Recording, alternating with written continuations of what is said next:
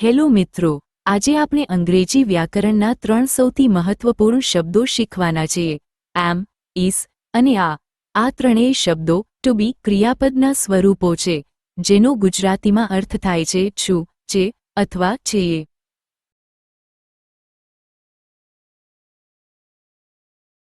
આઈ એમ એટલે હું છું. આનો ઉપયોગ ઓળખ, મારું નામ, વ્યવસાય અથવા હું કોણ છું તે જાણવા માટે થાય છે. હું એક વિદ્યાર્થી છું. I am a student.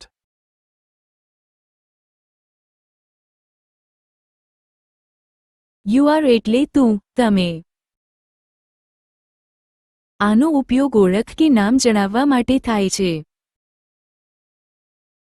તમે એક સારા શિક્ષક છો. You are a good teacher.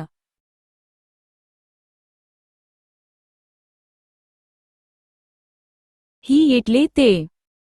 આનો ઉપયોગ પુરુષ માટે થાય છે.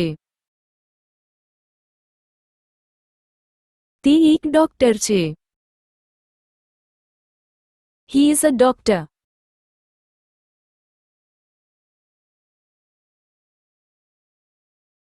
શી એટલે તે, તેણી.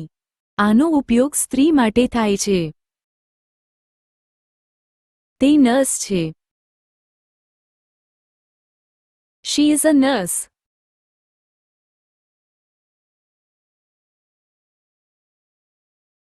ઈટ એટલે આ કે તે.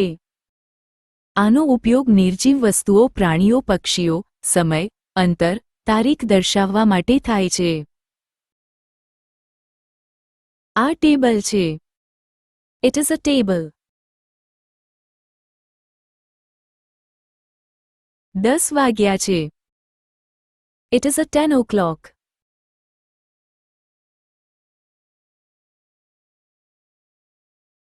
વી એટલે અમે.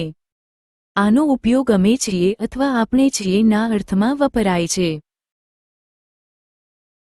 અમે ખુશ છીએ. We are happy.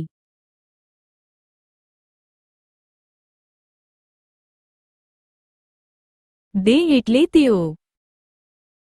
આનો ઉપયોગ બહુવચનમાં રહેલા લોકો, પ્રાણીઓ અથવા વસ્તુઓ માટે થાય છે. તેઓ ખેડૂતો છે. They are farmers.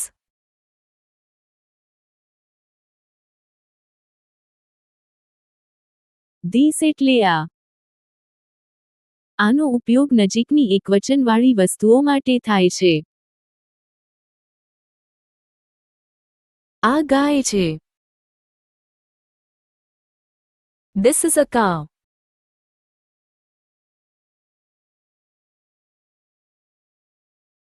That એટલે તે. આનો ઉપયોગ દૂરની એકવચનવાળી વસ્તુઓ માટે થાય છે.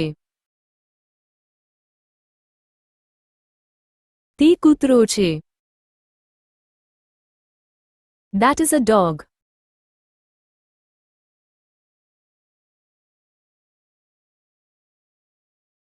Here એટલે અહીંયા.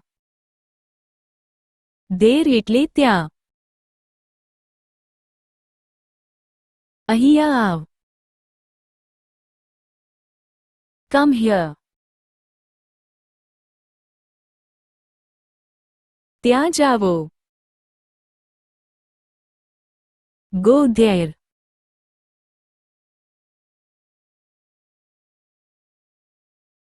માં એટલે મારું, મારી, મારા.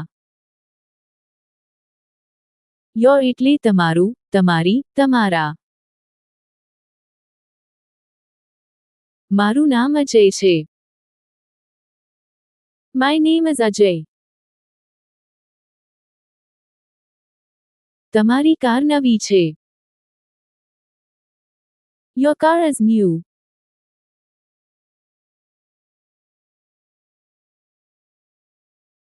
ઓન એટલે પોતાની, પોતાનો, પોતાનું.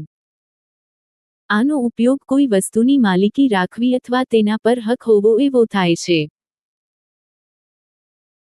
આ મારી પોતાની મમ્મી છે. This is my own mother.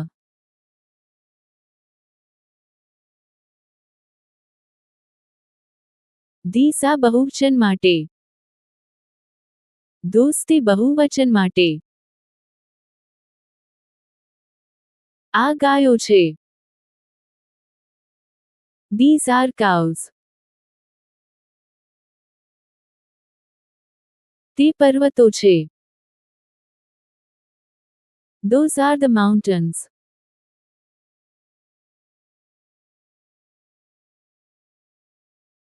His તેનું, તેના, તેની પુરુષ માટે. Her તેનું, તેના, તેની સ્ત્રી માટે. તેના પપ્પા શિક્ષક છે. His father is a teacher. તેના વાળ લાંબા છે. Her hair is long.